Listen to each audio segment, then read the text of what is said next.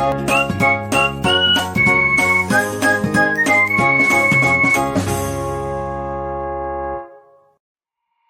Bapak Ibu Guru Hebat, saya Fitri Hoirunisa SPD, CGT Angkatan 11, Kabupaten Banyumas, akan menyajikan aksi nyata modul 1.4, Diseminasi Budaya Positif di Sekolah.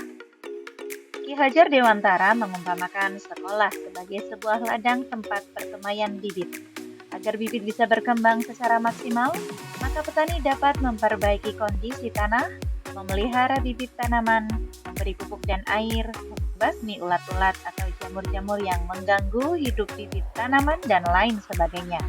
Dari uraian tersebut, kita dapat memahami bahwa sekolah diibaratkan sebagai tanah tempat bercocok tanam, sehingga guru harus mengusahakan sekolah jadi lingkungan yang menyenangkan, menjaga dan melindungi murid dari hal-hal yang tidak baik.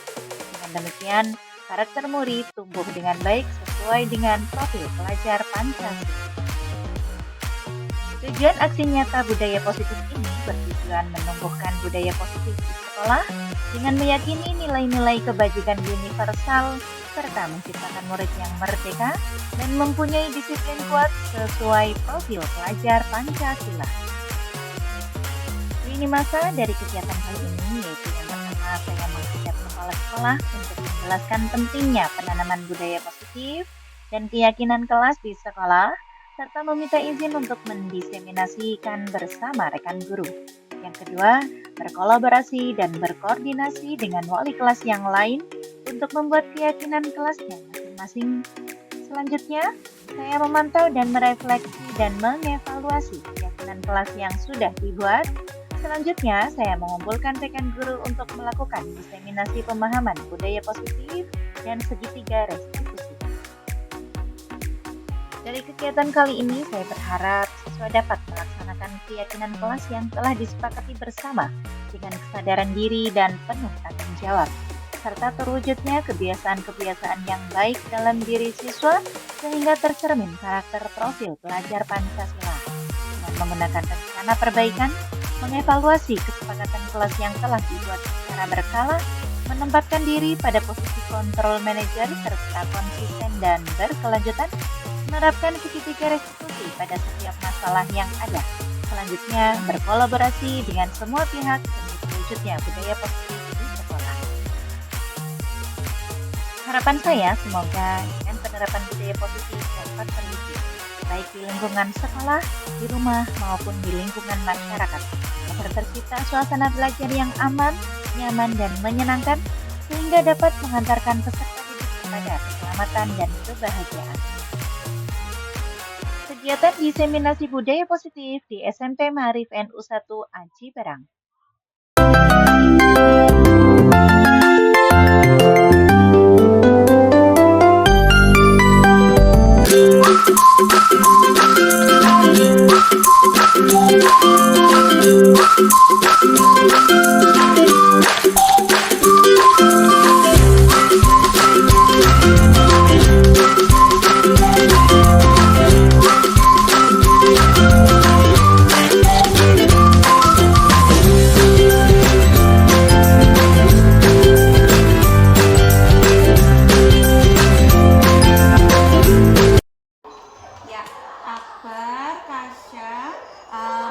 Tadi dapat laporan dari teman kalian habis berantem. Ya, berantemnya kenapa? Kasya tadi tarik baju sampai kancingnya lepas, Bu. Oh, lagi ngapain tadi Kasya? Lagi main futsal, Bu. Lagi main futsal. Ya, Bu Fitri paham ya, kalau setiap orang pasti tidak luput dari kesalahan ya. Tidak ada yang tidak pernah berbuat salah. Setiap orang pasti pernah berbuat salah. Tidak apa-apa, karena setiap permasalahan pasti bisa diselesaikan. Ya, coba Bu Fitri tanya dulu sama Kasya. Kamu pasti punya alasan kan ya kenapa melakukan itu ke Akbar ya? Iya, alasannya apa? Tidak sengaja ditarik, Bu. Tidak sengaja. Berarti tadinya cuma main-main aja ya? Iya, tapi jadi beneran. Iya. Iya. Kamu gimana? Tadinya juga main-main juga. Iya.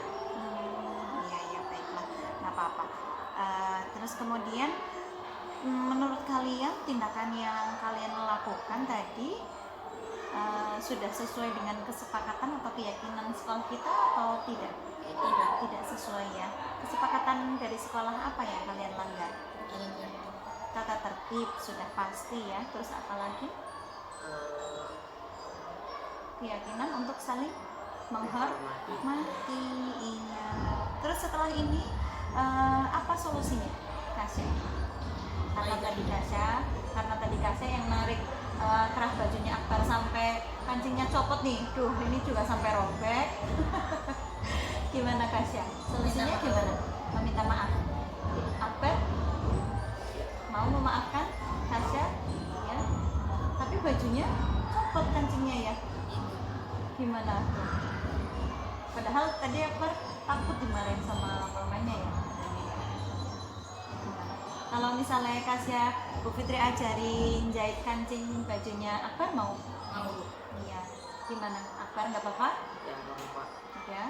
Silahkan berbaikan. Jangan berantem lagi ya. Ya. Ya, jadi tidak apa-apa kita udah buat salah, tapi kita harus mencari solusi dari permasalahan supaya akur kembali. Begitu? Ya, oke. Terima kasih. Silahkan kembali ke kelas lagi.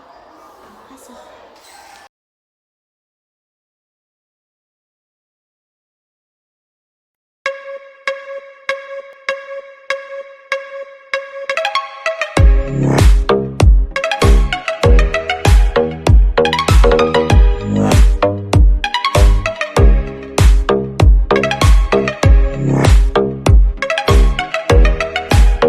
Assalamualaikum warahmatullahi wabarakatuh. Perkenalkan, saya Fitra Farnisa, CGP Angkatan 11 Kabupaten Banyumas. Hari ini saya akan melakukan diseminasi positif di sekolah di SMP Ma'arif NU 1 Aji Barang. Selamat menyaksikan.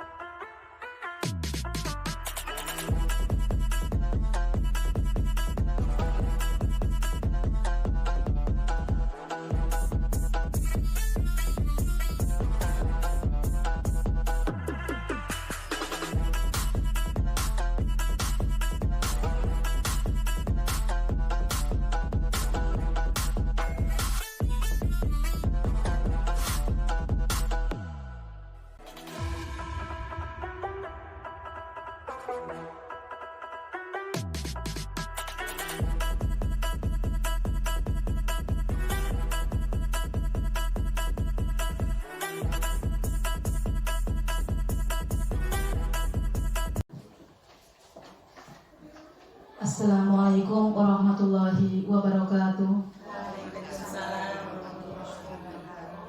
Alhamdulillahirabbil alamin wa bihi nasta'in wa ala umuri dunya waddin. Wassalatu wassalamu ala asrofil anbiya'i wal mursalin wa ala alihi wa sahbihi ajmain, amma ba'du.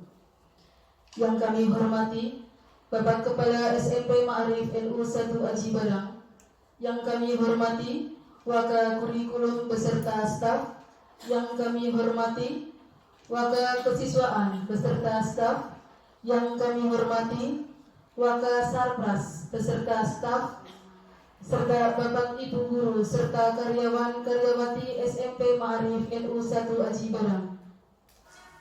Puji syukur kehadirat Allah Subhanahu wa Ta'ala yang telah melimpahkan rahmat serta hidayahnya kepada kita semua, sehingga kita dapat berkumpul dalam acara diseminasi budaya positif di sekolah.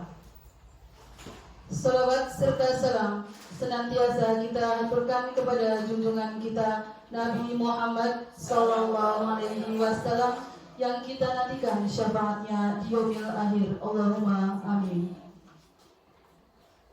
Sebelum acara dimulai, akan kami bacakan susunan acara sebagai berikut. 1. 24 Agustus 2024. Acara 1.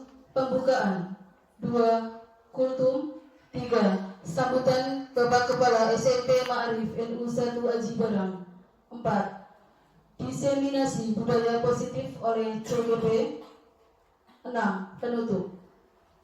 Untuk acara yang pertama, pembukaan, marilah kita buka pada acara pada hari ini dengan membaca suratul Fatihah bersama-sama. Ala hadhihi niyah wa kullu niyatin sholihah. Al-Fatihah.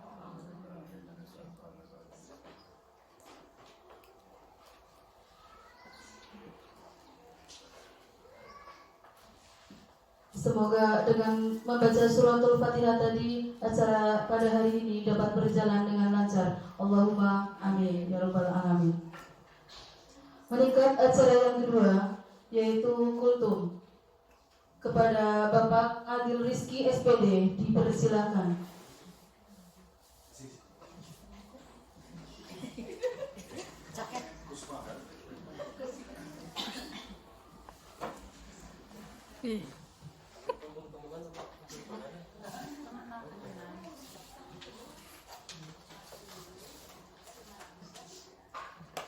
Masak tegian ning akuarium. Bapak-bapak, ibu-ibu, assalamualaikum. Ya, kita kultum-kultuman apa temenanan iki badhe? Temenan nggih? Temenan. Bismillahirrahmanirrahim. Kula ulangi, assalamualaikum warahmatullahi wabarakatuh. A'udzubillahi minasyaitonirrajim. Bismillahirrahmanirrahim. Alhamdulillahirabbil alamin. Wa bihi nasta'inu ala umuri dunya wa din, wassalatu wassalamu ala rasulillah Muhammad sallallahu alaihi wasallam wa ala alihi at-tahirin ajma'in, amma ba'du. Qala Allah ta'ala fil Qur'anil Karim, a'udzu billahi minasyaitonir rajim. Bismillahirrahmanirrahim. Qul huwallahu ahad, Allahus samad, lam yalid wa lam yulad wa lam yakul lahu kufuwan ahad. Pada Bapak Kepala Sekolah yang saya hormati, kepada kurikulum, waka kesiswaan dan waka satpas yang saya hormati, tak lupa Bapak Ibu guru semua yang saya hormati, semoga kita semua pada siang hari ini diberikan tetap nikmat Islam, nikmat iman, nikmat nyaman, nikmat tenang, dan dijauhkan dari keresahan yang bisa menghancurkan hidup. Mungkin sedikit saya bahas, sebenarnya kita hidup itu bertujuan untuk apa sih? Tujuan kita hidup, dilahirkan, kita tidak pernah minta untuk dilahirkan, ya. Kita tidak pernah minta dilahirkan, kita tidak pernah minta bapaknya ini, kita tidak pernah minta yang sebagai ibu adalah ini. Tapi tahu-tahu kita hidup, oh saya punya bapak namanya ini, saya punya ibu namanya ini, saya hidupnya di sini. Nah, kita tidak pernah tahu kita menjadi orang Jawa, kita tidak pernah tahu ada yang jadi orang Inggris, ada yang jadi orang Arab, ya.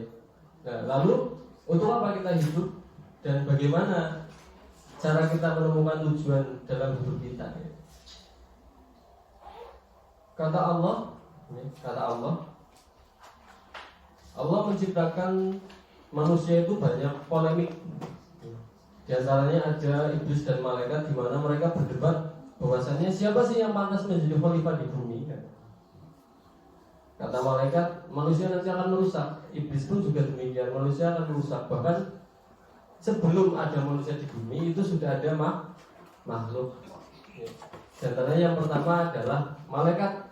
Pertama diciptakan menjadi khalifah, adapun malaikat Azazil yang sekarang dikenal menjadi iblis itu awalnya dulu malaikat Azazil. Nah, ternyata malaikat Azazil mengingkari apa yang diperintahkan oleh Allah, sehingga diangkatlah lagi, bumi dihancurkan kembali. Diturunkan lagi ada malaikat atau an-nur, cahaya, yang diciptakan dari cahaya. Itu malah tidak ada kehidupan, karena adanya cuma apa sih? Akal tok, ya. Tidak ada nafsu di situ. Tidak ada kehidupan, monoton, akhirnya diangkat lagi. Terus diciptakan lagi ada hewan-hewan besar kita sering tahu itu dinosaurus. Ya. Itu memang terjadi ada, namanya zaman Alba kalau nggak salah. Ya.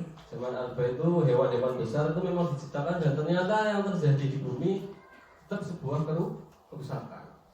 Akhirnya Allah menciptakan skenario, menciptakan manusia dimulai dari Adam dan kemudian Siti Hawa. Adam dan Siti Hawa diturunkan ke bumi dipisah melalui buah kuldi. Hawa digoda sama iblis untuk makan buah hati, padahal buah kuldi itu dilarang sama Allah. Dipisahkan, apa yang pertama kali dipisahkan di bumi? Yaitu sebuah kerinduan. Jadi yang diciptakan, perasaan yang pertama diciptakan di bumi adalah sebuah kerinduan antara Adam dan Hawa.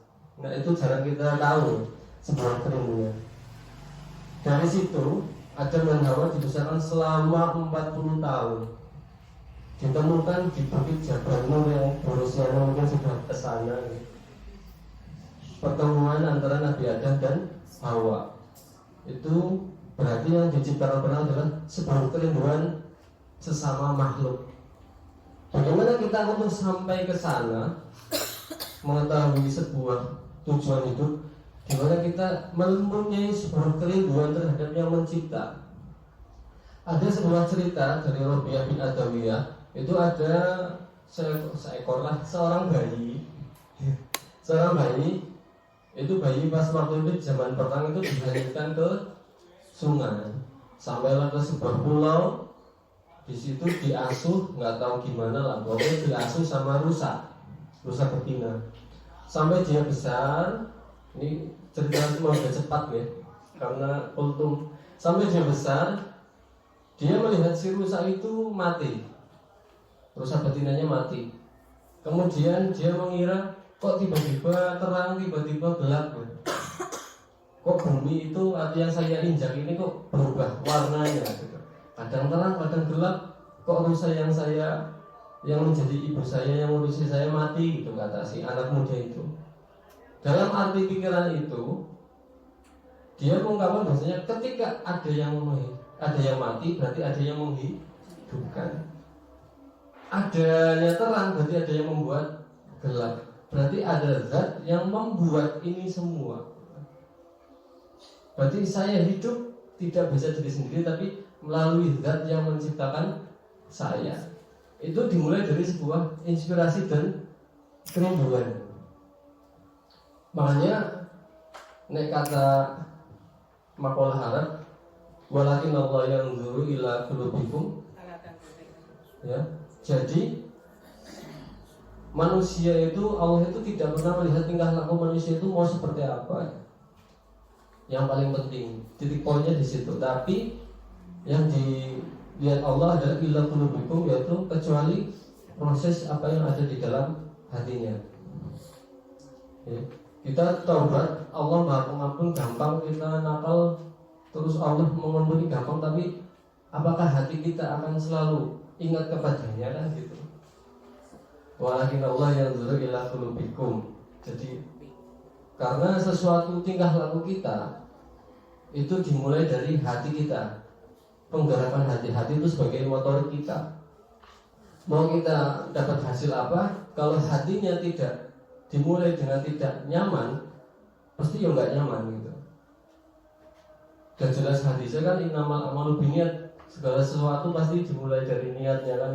Dan niat itu di mana? An-niyatu qasdusain fil qalbi. Menyengaja sesuatu beriringan, menyengaja sesuatu di dalam hati itu niat. Nah, niat saja berada di dalam hati. Berarti segala sesuatu dimulai dengan hati. Bahkan ketika kita sholat itu, ketika takbiratul ihram, niatnya di dalam mana? Di dalam hati. Tidak bisa kita niat usolli fardhu dhuhri misalkan diucapkan tapi hatinya tidak mengikuti, itu tidak sah. Tempatnya di mana? Saat kita takbiratul ihram. Berarti ketika takbiratul ihram Allahu Akbar, hatinya juga ikut niat. Allah, hatinya niat, saya niat sholat zuhur, saya niat sholat asar. Berbarengan, menyengaja sesuatu dengan sebuah pekerjaan di dalam hati. Dari situ apa yang harus kita petik di situ bahasanya kembali ke dulu yang pernah dikatakan bahwasanya kun fayakun itu adalah sebuah proses ya. Masih ingat Bapak Ibu dulu? Kun fayakun adalah sebuah proses, bukan hasil.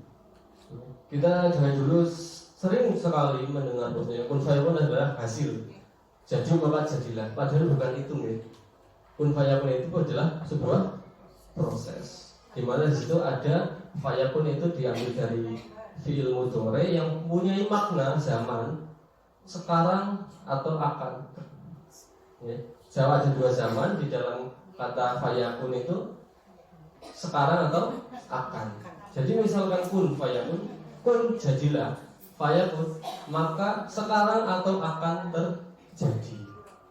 Sama halnya Nabi Adam dan Hawa diturunkan ke bumi melalui sebuah kerinduan, tidak serta-merta ketika turun langsung bersama. Itu ada proses Hawa nanti, akan nanti dan dijaga. Jabal Rahmah. Ibu Rusiana yang sudah pernah kesana mungkin ketemu jejaknya Nabi Adam mungkin. Ya. Dan kita semuanya menjadi keturunannya gitu. Dan Nabi Adam itu kabarnya itu punya anak itu kembar terus, putra putih sampai yang terakhir yang menjadi leluhurnya para nabi, apa namanya, Syith gitu. Itu yang hanya laki-laki gitu, laki-laki, dan itu yang menjadi turunannya para rasul. Nah, dimulai dari sebuah kerinduan. Bagaimana kita bisa merindukan zatnya Tuhan? Kita harus mengimani itu, di mana manusia diciptakan harus ingat siapa yang menciptakan. Yang lahir yaitu orang tua, bapak dan ibu. Bapak dan ibu ada embak sampai ke atas, sampai Nabi Adam. Di atasnya Nabi Adam ada siapa? Oh, ada Tuhan yang menciptakan manusia. Berarti di situ ada garisnya. Kalau dipikir logis ya logis. Nah, bagaimana kita untuk mencapai zat ke atas, yaitu melalui kerinduan. Kita berkeluh kesah, nangis, tenang, bunga, tetap harus eling sama yang membuat kebahagiaan itu, membuat kesedihan itu. Siapa yang membuat perasaan itu? Ya Allah sendiri. Kita dicampur adukan di situ supaya ini loh, aku ada di sini loh. Aku ada di sini loh. Sampai karena nggak bisa dipikir secara nyata dan logis. Bagaimana contoh kayak misalkan Isra Mi'raj, Rasulullah naik ke atas memakai buruk, tidak bisa dipikir secara logis, hanya satu kedipan mata sampai di sana obrolannya banyak, kok sampai sini sudah sampai kok subuh gitu loh. Kan nggak bisa dipikir secara logis, bagi dengan sebuah kerinduan. Contohnya misalkan ketika kita baca sholawat atau mendengarkan sholawat itu bisa bergetar hatinya, merinding gitu ya. Pernah dia merinding. Ya itu adalah momen-momen dimana mungkin itu sampai gitu. Ada berat yang masuk, rasanya kita sampai gitu. Jadi nggak serta-merta kita hanya sholawatnya hanya omong kosong, bukan hanya omong kosong. Karena cara Mbah Mustafa Bisri, Gusmus itu yang akan menghancurkan dunia, kata Gusmus, ketika orang sudah berhenti belajar. Tandanya orang berhenti belajar adalah merasa pandai. Tandanya orang berhenti belajar adalah orang yang merasa pandai. Karena kalau orang sudah merasa pandai, enggan untuk mendengarkan orang lain. Makanya kita paling susah adalah belajar mendengarkan orang lain. Kita dari dulu, dari kecil diajarinya ngomong, tidak diajari mendengarkan, tidak diajari melihat. Padahal yang paling susah adalah bisa mendengarkan orang lain. Makanya cara Gusmus bicara, ketika orang sudah berhenti belajar, itu tandanya dunia akan hancur. Karena isinya nantinya akan orang merasa pandai dan akan saling menyalahkan. Karena sudah merasa paling dan paling itu yang paling baik. Makanya di situ kita tetap harus tawadhu andar asor, jangan pernah merasa bisa walaupun kita bisa, karena disitulah tandanya orang yang cerdas, yaitu selalu ingin belajar dan belajar. Makanya sudah jelas kita disuruh menuntut ilmu itu wajib bagi setiap muslimah ya. Dan zamannya itu dari ketika kita lahir sampai kita mati.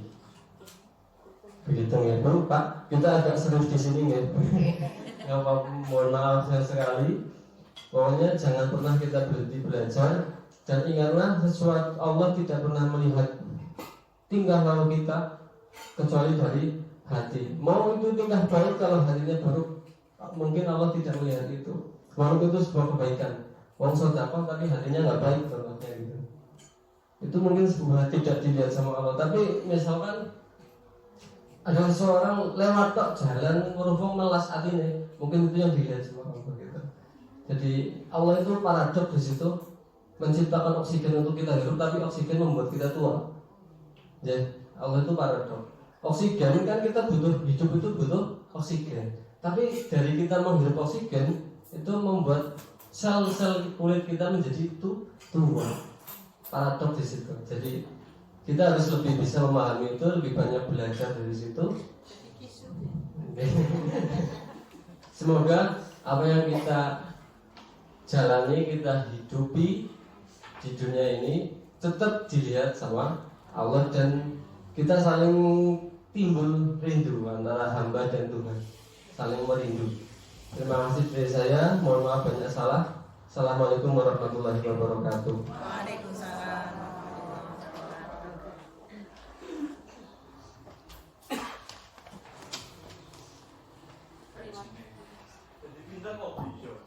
Terima kasih kami sampaikan kepada Bapak Majelis Kri yang sudah memberikan tausiahnya pada kesempatan hari ini. Acara yang selanjutnya yaitu sambutan dari Bapak Kepala SMP Ma'arif NU 1 Haji Barang kepada Bapak Gofur SPD, dipersilakan.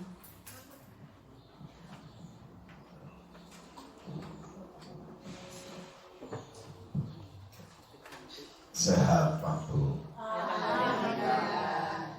Assalamualaikum warahmatullahi wabarakatuh. Alhamdulillah wa syukurillah, la haula wa la quwwata illa billah. Asyhadu an la ilaha illallah wa asyhadu anna Muhammadan rasulullah. Yang kami hormati seluruh tenaga pendidik dan kependidikan SMP Ma'arif NU 1 Haji Barang, perkenankanlah kami memanjatkan puji syukur atas limpahan rahmat daya karunia yang senantiasa kita terima setiap detiknya. Terutama sekali adalah Allah memberikan kita sebuah kesempatan hidup sekaligus untuk bisa menikmati kehidupan ini.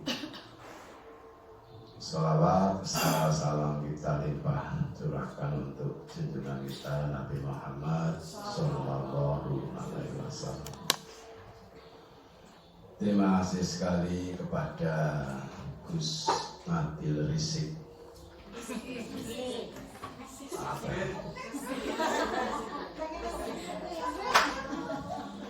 yang telah membuat seisi ruangan ini terkesima.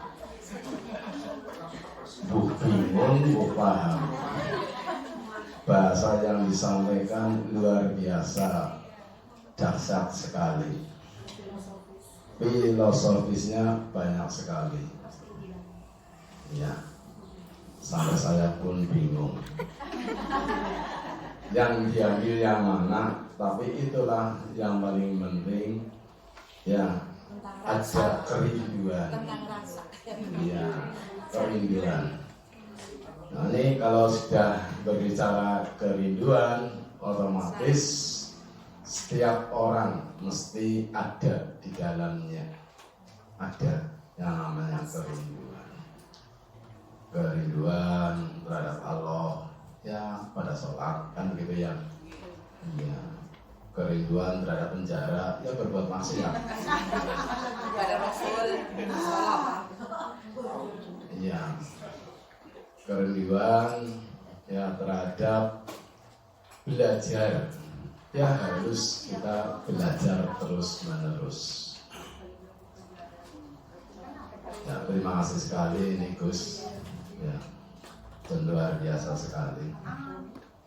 Bapak Ibu, sesuai dengan tema hari ini adalah menyebarkan dan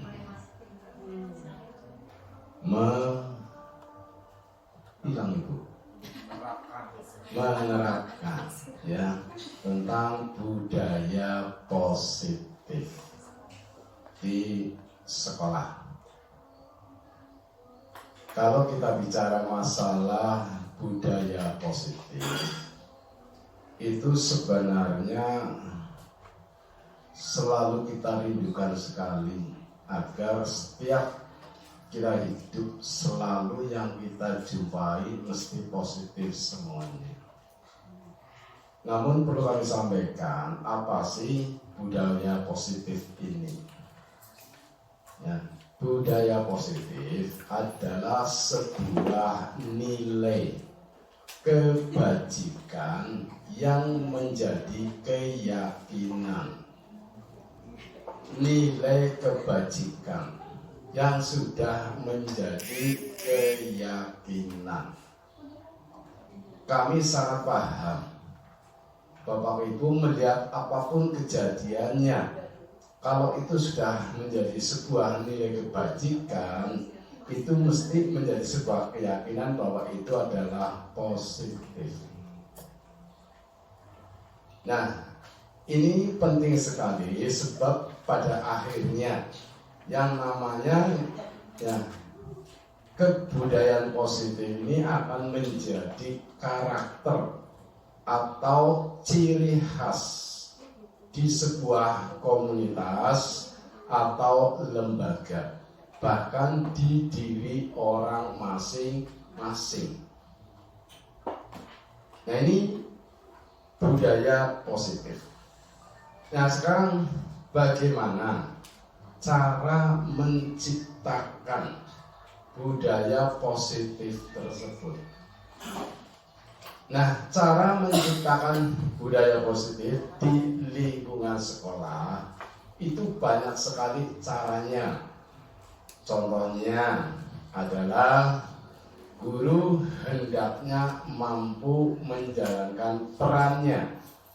Ya, seperti guru harus menciptakan proses pembelajaran yang nyaman dan menyenangkan.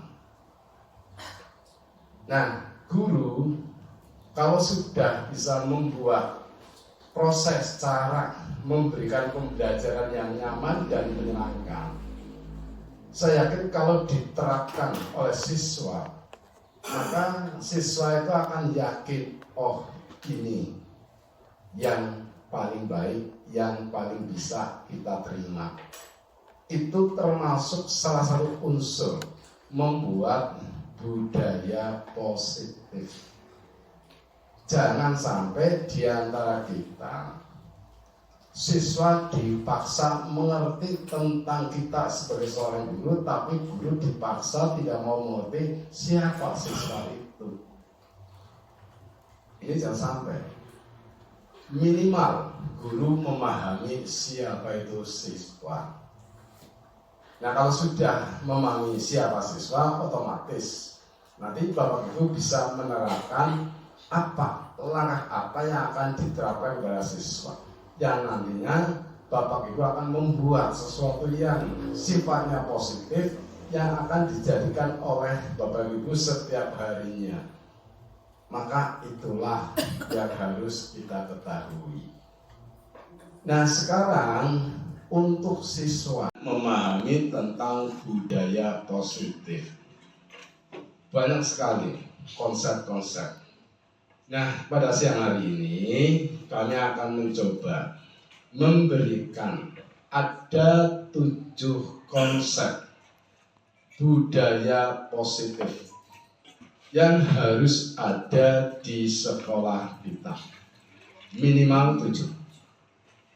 Yang pertama, siswa diharapkan sekali mampu melaksanakan dan memahami tata tertib sekolah. Itu harus. Ya, lanjut. Sekali lagi,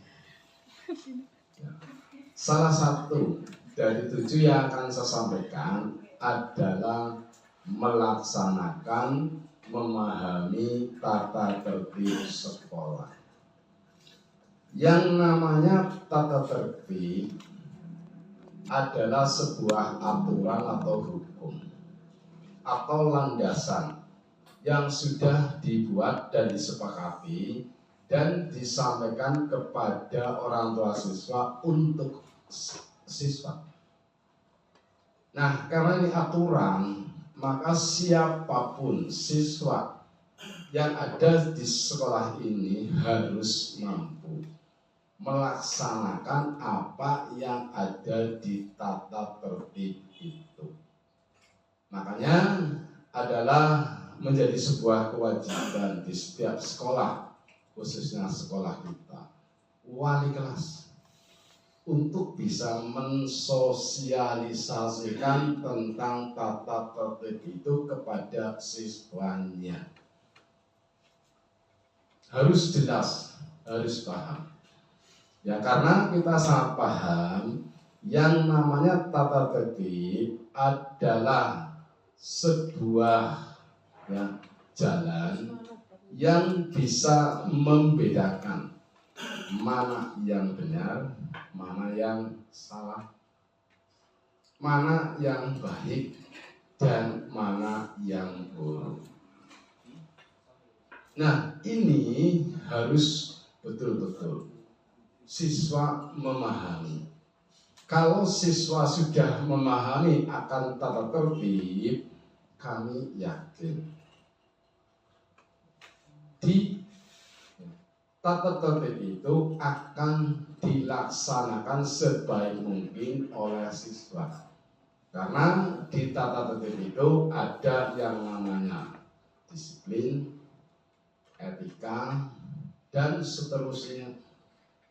Nah, makanya ini menjadi sesuatu yang harus disampaikan.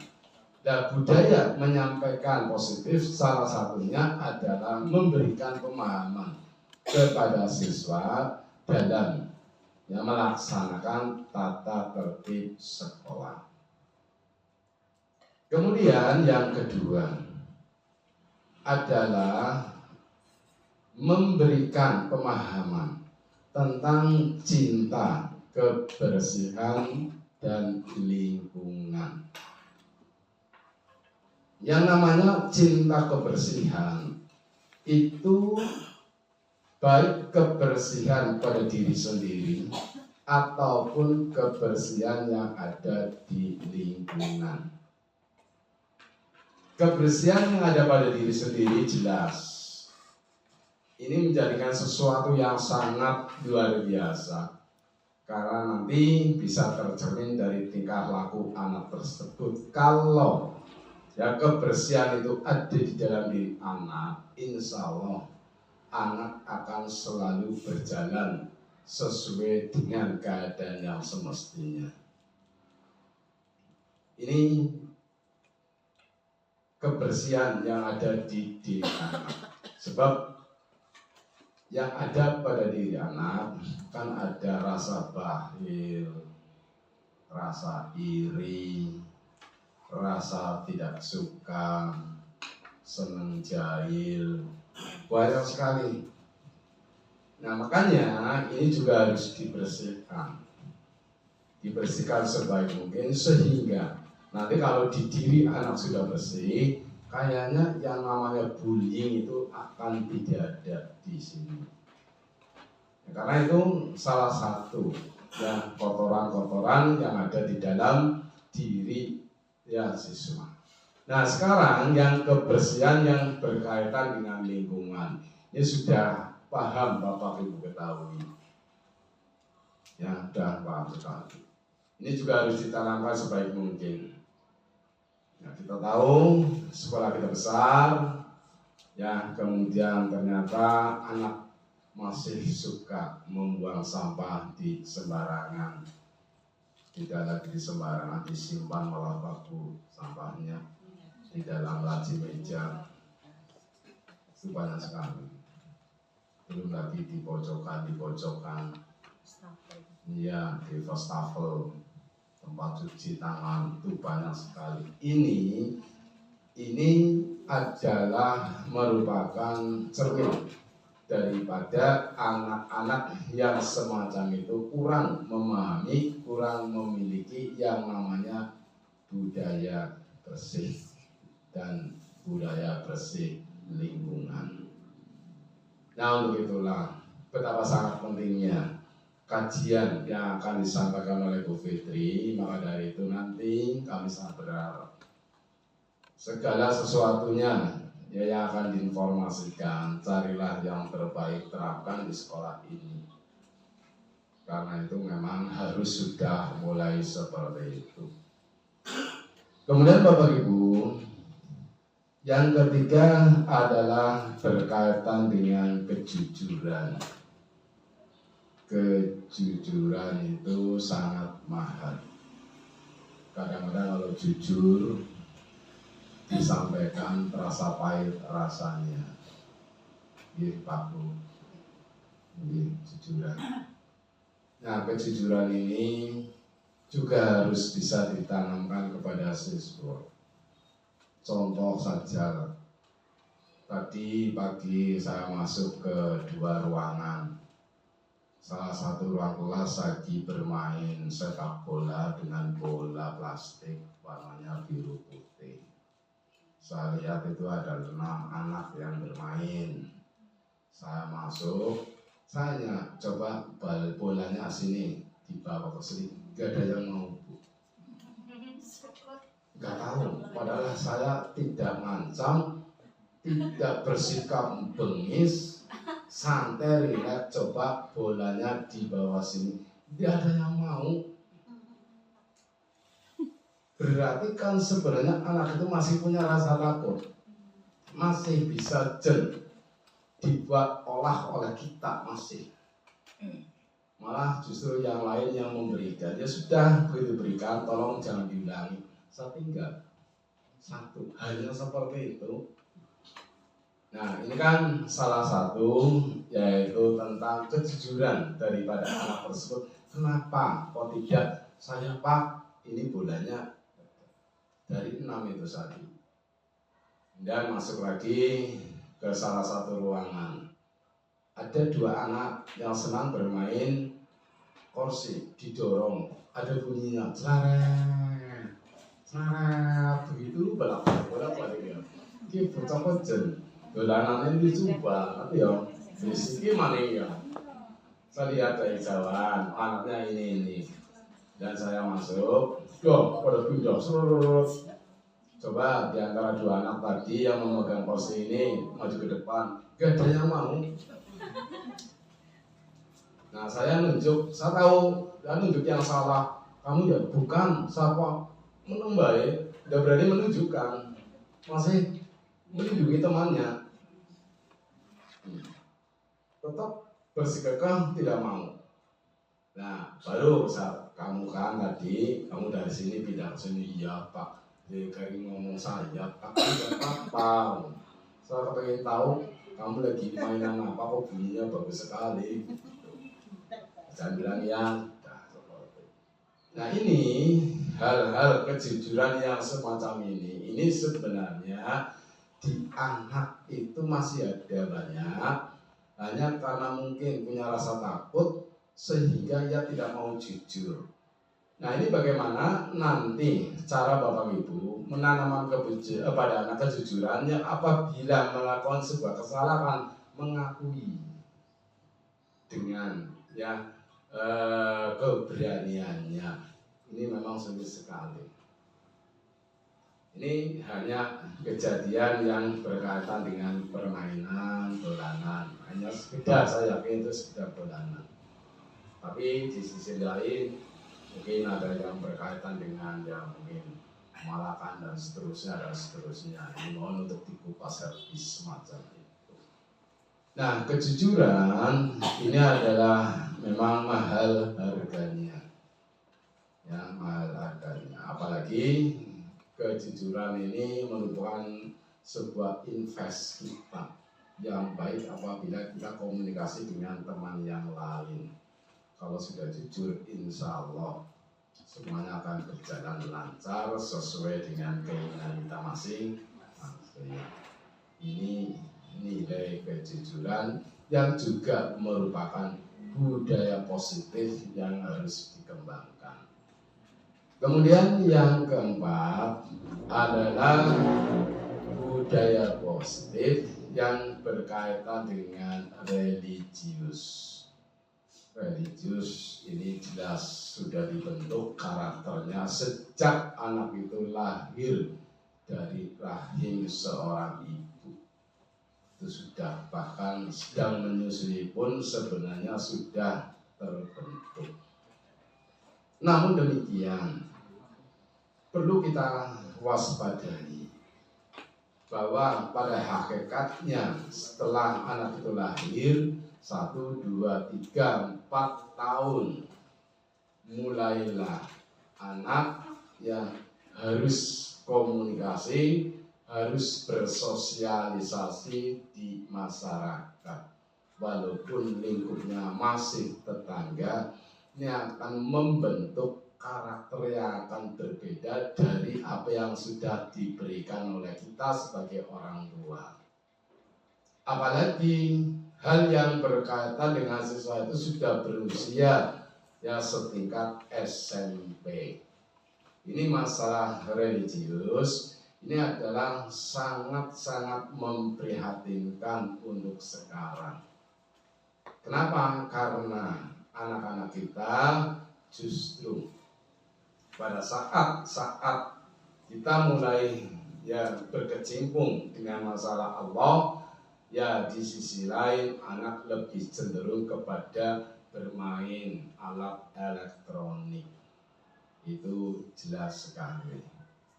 Nah, untung syukur alhamdulillah di SMP Maarif ini sudah ada kebudayaan positif yang berkaitan dengan religius dengan ditandai satu, ketika ya awal masuk itu ada pembiasaan, itu mesti. Nah ini sudah sangat bagus sekali. Tinggal tindak lanjut dari proses pembiasaan itu, sebab diharapkan ya, kegiatan pembiasaan itu dalam 1 tahun itu hafal, maka mbok yao nanti di kemudian hari coba 1 tahun diuji teskan. Begitu ya Pak ya Pak Bu? Iya, jadi ada peningkatan betul. Itu harus diuji, ya teskan seperti apa. Ya oleh wali kelasnya sendiri tidak apa-apa, ambil 1 hari kita ujian pembiasaan. Hari ini harus hafal ini coba dihafalkan dan seterusnya dan seterusnya. Nah juga di akhir kegiatan kita juga ada yang namanya doa penutup majelis untuk anak. Bahkan di sekolah kita ada kegiatan yang lain, istighosah ataupun sholat duhur bersama. Ini adalah budaya yang sudah sangat bagus yang berkaitan dengan religius. Nah, apalagi Bapak Ibu pun saya yakin sama apa yang dilakukan oleh Bapak Ibu ketika di rumah. Syukur Bapak Ibu aktif di dalam kegiatan ya ke-NU-an yang ada di sana. Syukur, kalau tidak yang belum ya. Kemudian budaya positif yang berkaitan dengan kepedulian. Ini kepedulian. Yang namanya kepedulian adalah sikap peduli ya terhadap sesuatu yang sekiranya ada yang membutuhkan pertolongan. Jadi sikap peduli mesti ada di Bapak Ibu. Cuma sikap pedulinya ini dikembangkan apa tidak? Apalagi di siswa. Contoh begini Pak. Contoh kalau di lingkungan kita, misal kemarin kegiatan yang namanya pramuka.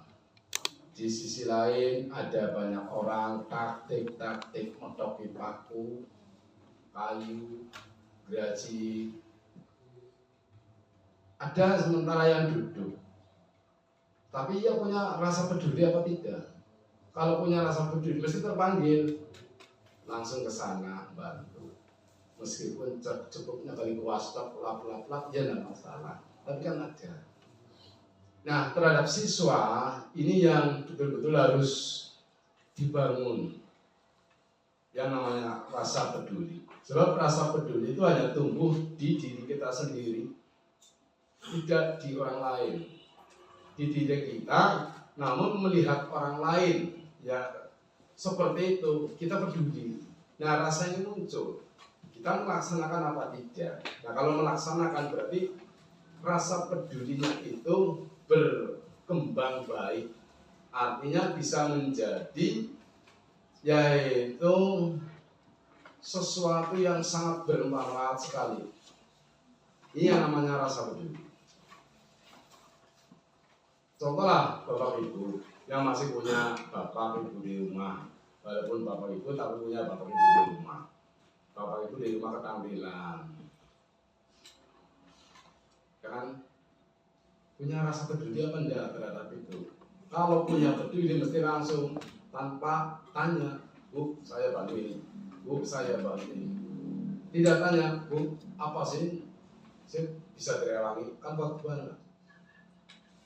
Ini rasa peduli.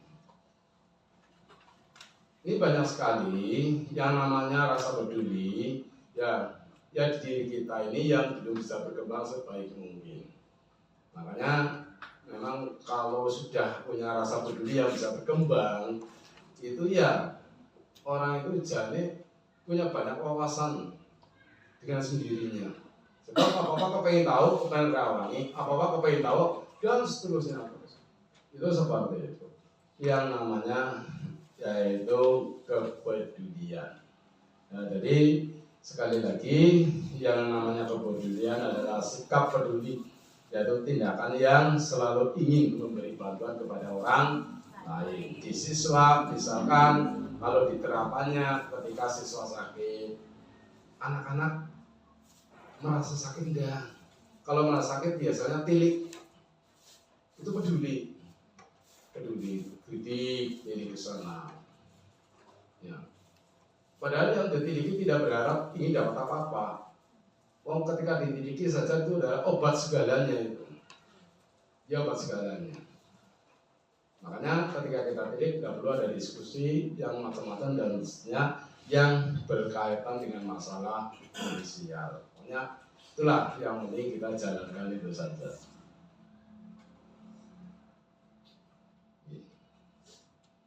Nah, ini masih banyak ya, yaitu ada toleransi, ada nasionalisme dan seterusnya. Jadi monggolah kepada narasumber nanti Bu Fitri untuk bisa menyampaikan hal-hal yang berkaitan dengan budaya positif. Insya Allah banyak sekali. Dari saya itu saja yang perlu kami sampaikan. Ya, mohon kepada Bapak Ibu untuk bisa mengikutinya sebaik mungkin. Rasa peduli Bapak Ibu jelas ada, maka inilah saatnya kita menggunakan rasa peduli kita. Dari kami mohon maaf Akhir kali, Assalamualaikum warahmatullahi wabarakatuh. Waalaikumsalam.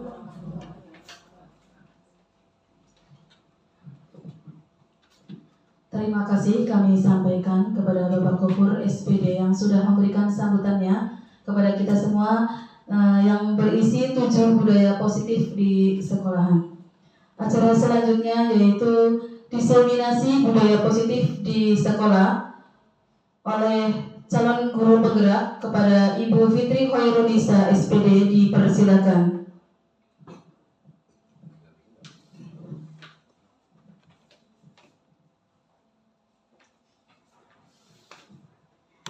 Ya, terima kasih atas waktu yang sudah diberikan kepada saya dari pembawa acara. Terima kasih juga kepada Bapak Gofur SPD yang sudah memberikan sambutannya, dan terima kasih pula kepada Bapak Ibu Guru SMP Madrasah Ustadz Baji Barang yang sudah bersedia bersama untuk hadir pada acara diseminasi budaya positif yang akan saya sampaikan.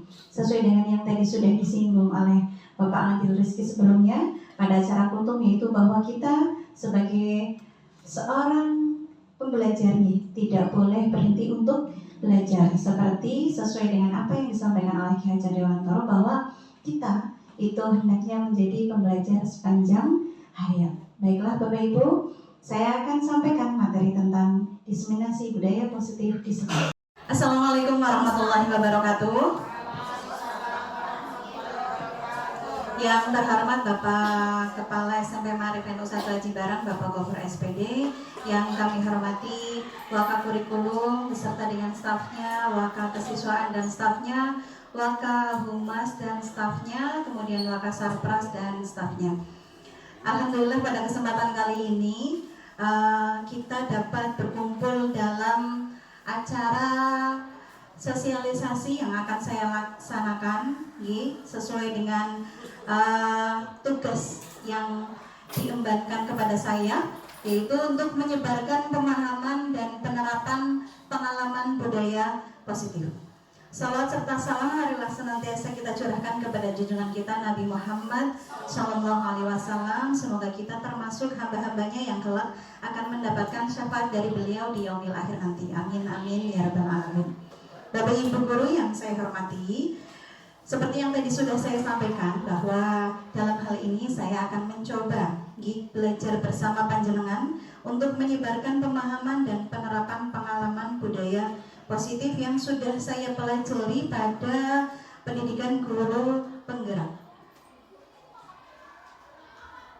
Konsep inti budaya positif yang pertama yaitu perubahan paradigma belajar, kemudian yang kedua ada disiplin positif, yang ketiga nilai-nilai kebajikan, 4 kebutuhan dasar manusia, kemudian selanjutnya motivasi perilaku manusia, posisi kontrol kita sebagai guru, selanjutnya keyakinan kelas dan segitiga restitusi.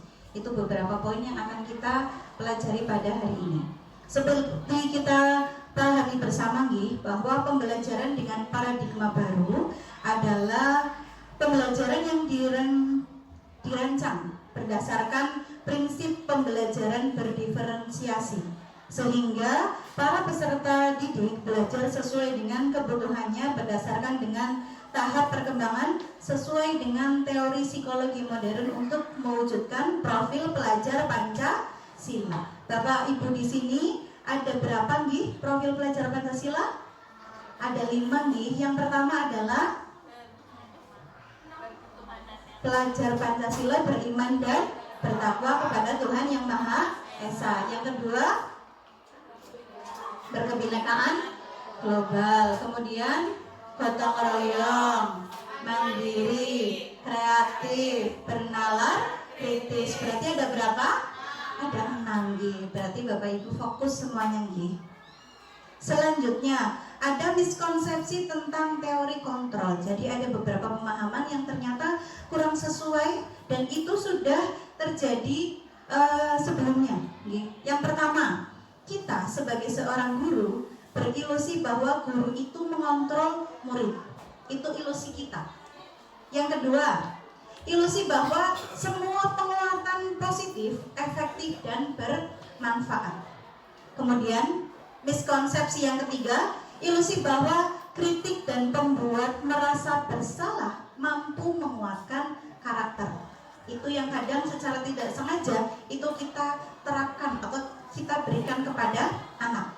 Yang keempat, ilusi bahwa orang dewasa itu berhak memaksa.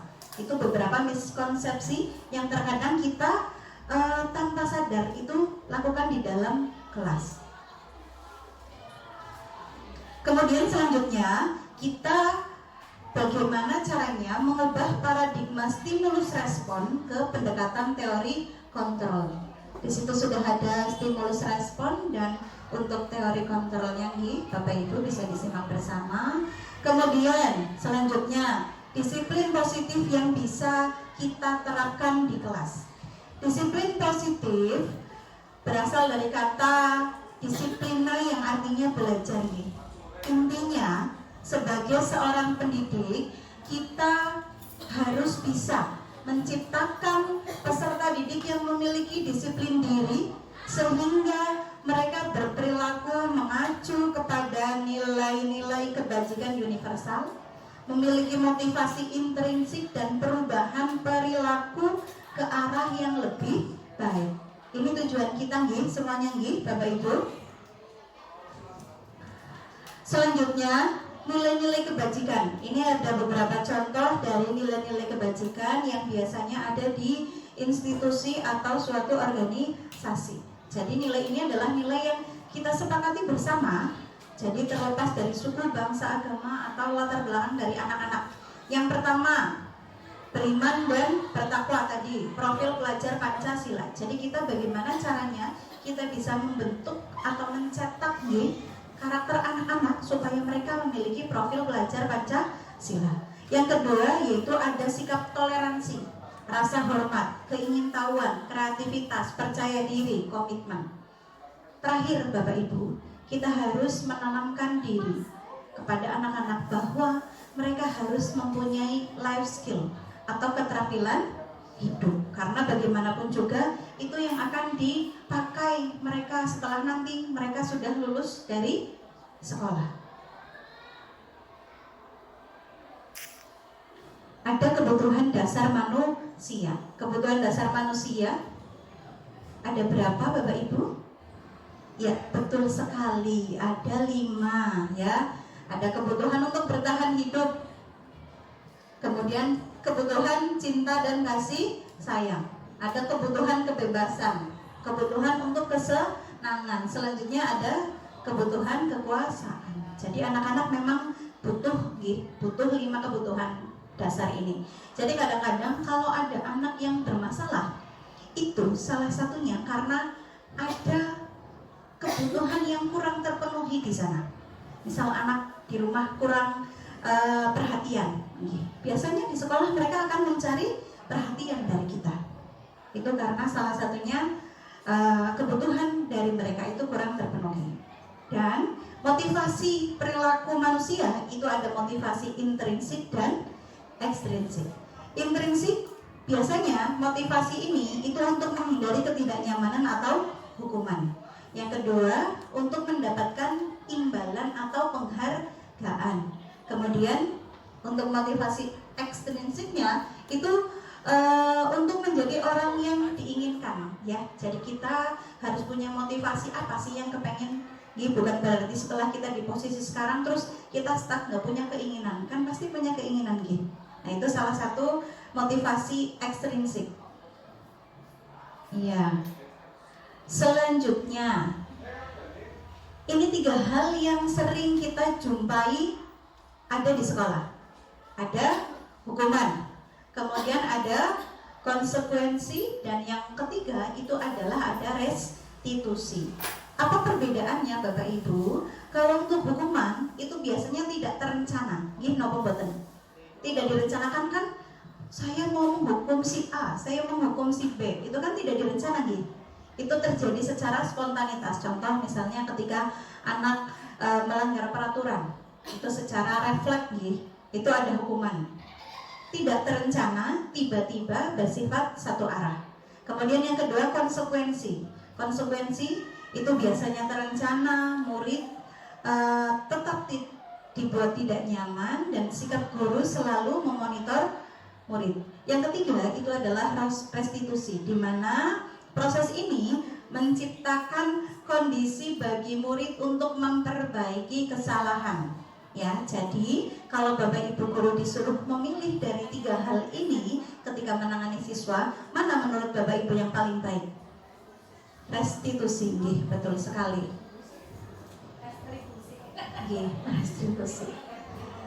Retribusi. Baik, Bapak Ibu, di sini ada 5 posisi kontrol kita sebagai guru. Ya, ada 5 posisi kontrol kita sebagai guru. Yang pertama yaitu sebagai penghukum. Yang kedua, pembuat merasa bersalah. Yang ketiga, kita juga sebagai teman. Yang keempat, kita sebagai pemantau, dan yang kelima sebagai manajer. Ya, kira-kira Bapak Ibu sudah ada di posisi yang mana ini? Posisi 1, 2, 3, 4, 5. Posisi teman bisa. Iya, akrab gitu, senang gitu. Terus apa lagi? Sebagai pemantau, iya, manajer juga gitu. Terus kemudian apa lagi? Pembuat merasa bersalah. Pernah Bapak Ibu? Pernah, iya. Penghukum?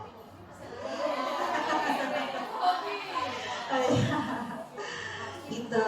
Nah, kemudian selanjutnya, mengapa keyakinan kelas dan bukan peraturan kelas? Ya, jadi kita mulai bergeser Bapak Ibu. Yang tadinya kita membuat peraturan kelas, itu kita baiknya membuat keyakinan kelas. Kenapa seperti itu kira-kira?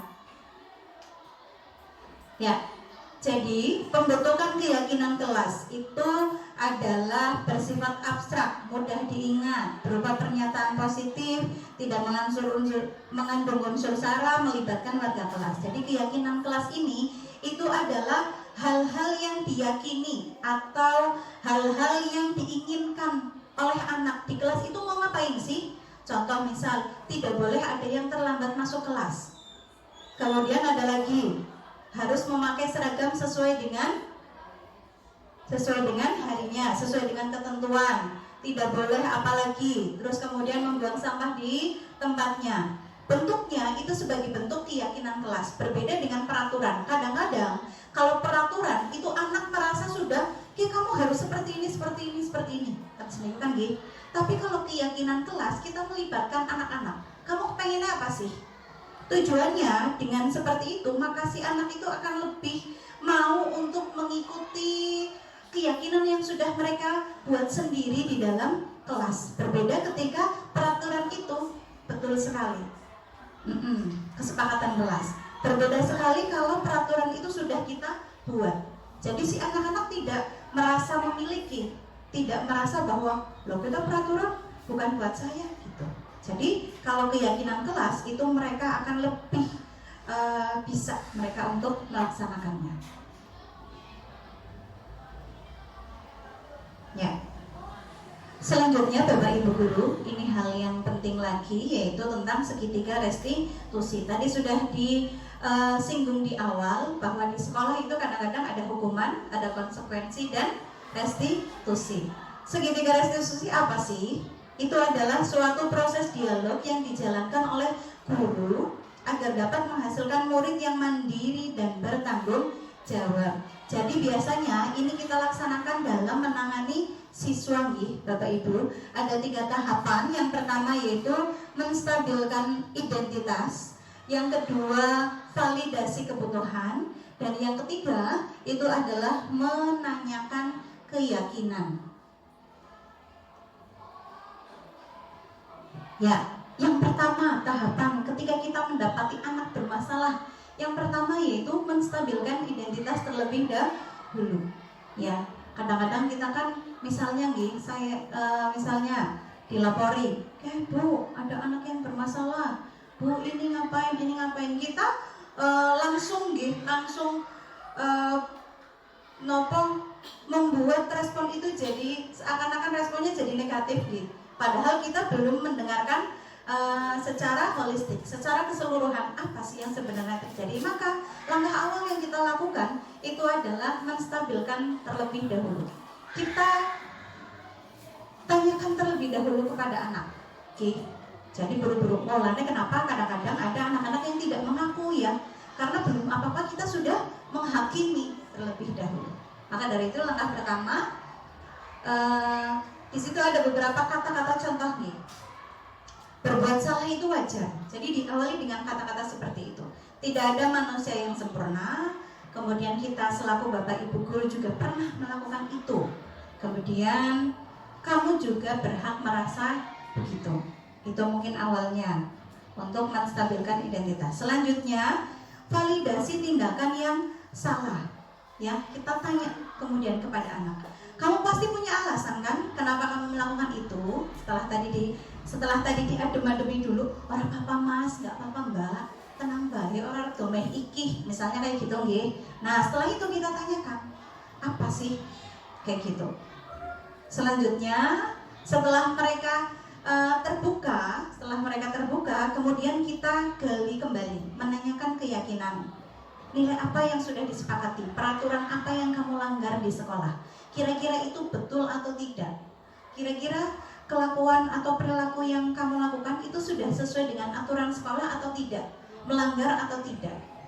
Kemudian kita bisa tanyakan lagi, terus solusinya kamu kepengennya keprimen mas? Misalnya bermasalah dengan temannya, kamu pengennya keprimen mas? Loh ya kayak minta maaf ya. Ya sudah, berarti kemudian tugas kita untuk mendamaikan keduanya. Nah ini kemarin saya buat skenario nih, seolah-olah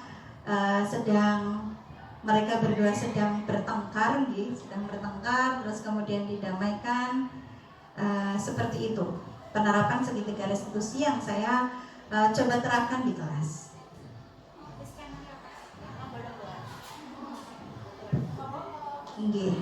Nah, Bapak Ibu, tibalah kita di penutup acara bahwa dalam penerapan program disiplin positif, hendaknya kita sebagai seorang guru memiliki standar kepribadian profesional dan sosial yang baik, di mana guru mampu merefleksikan dirinya dalam posisi kontrol saat ini. Tadi sudah dijelaskan juga ada 5 posisi kontrol nih, ya. Kemudian bagaimana perjalanan dirinya sebagai among. Jadi kita itu sebagai manajer yang menuntun murid-muridnya menjadi insan yang mandiri, merdeka dan bertanggung jawab. Jadi sudah menjadi tanggung jawab kita bersama untuk bisa menuntun anak-anak kita selamat dan bahagia. Anak-anak kita, supaya anak kita selamat dan bahagia sesuai dengan kodratnya, baik dia itu sebagai kodrat individu maupun dia sebagai kodratnya ketika dia menjadi anggota dari masyarakat. Begitu Bapak Ibu, bisa disepakati bersama nggih? Ya, mari menjadi guru yang hebat untuk anak-anak kita yang hebat pula. SMP Ma'rifatul Satu Haji Barang. Jaya, jaya, jaya. Allahumma fiq ila qawmi thariq. Wassalamualaikum warahmatullahi wabarakatuh. Terima kasih kepada Ibu Fitri Indonesia yang sudah memaparkan diskriminasi budaya positif di sekolah. Acara selanjutnya yaitu penutup. Alhamdulillah acara hari ini dapat berjalan dengan lancar. Mari kita tutup acara pada hari ini Bapak Ibu dengan membacakan suratul Fatihah bersama-sama. Ala hadiniyah wa kullu niyatin sholihah. Al-Fatihah.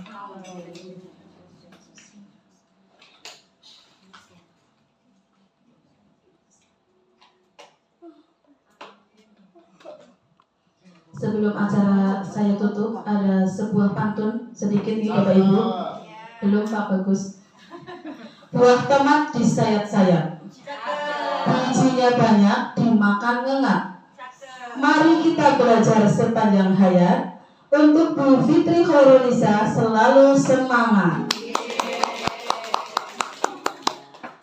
Saya ucapkan terima kasih. Saya sebagai pembicara mohon maaf apabila ada kekurangan. Wabillahi taufiq wal hidayah. Wassalamualaikum warahmatullahi wabarakatuh. Waalaikumsalam warahmatullahi wabarakatuh.